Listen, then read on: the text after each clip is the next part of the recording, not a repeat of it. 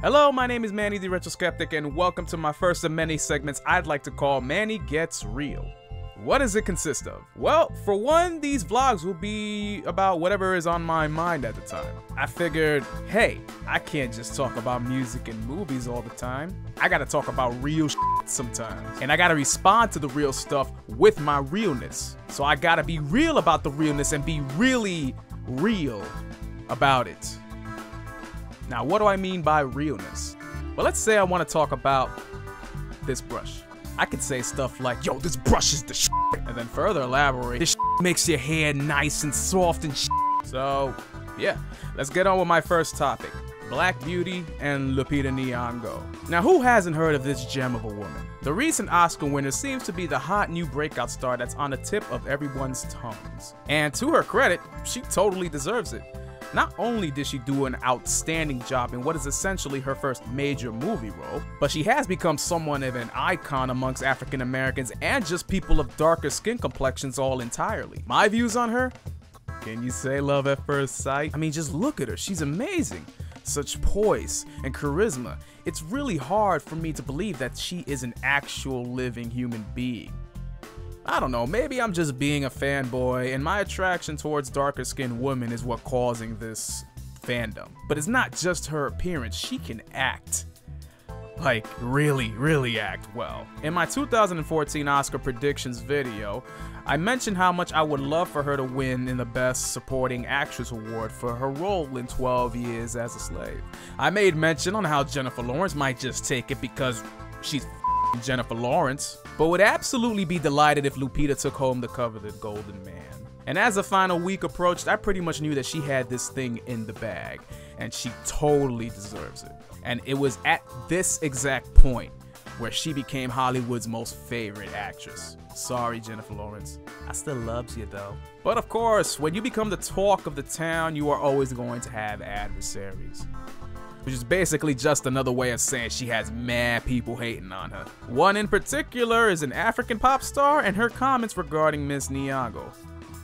I'm talking, of course, of Dencia and her Twitter tirades. Around the time of this past Oscar season, around 2 weeks ago, why didn't I just say that? Anyways, around that time, Lupita made a statement during her acceptance speech after she received the award for Best Breakthrough Performance at Essence Magazine's Black Woman of America luncheon, in which she mentioned a letter written to her by a fan who has contemplated using Dencia's Whitenicious, a blotch remover, which is actually a skin bleaching agent, until she saw the exposure and worldwide acceptance Lupita was receiving as an actress. Dencia saw this as an attack on her product and subsequently fired back using a tirade of nasty hate-filled Twitter comments. A girl wrote you a letter? LOL. Through which email when I just check your Twitter and can't see an email address? Tried. And thanks for the pub, Dencia.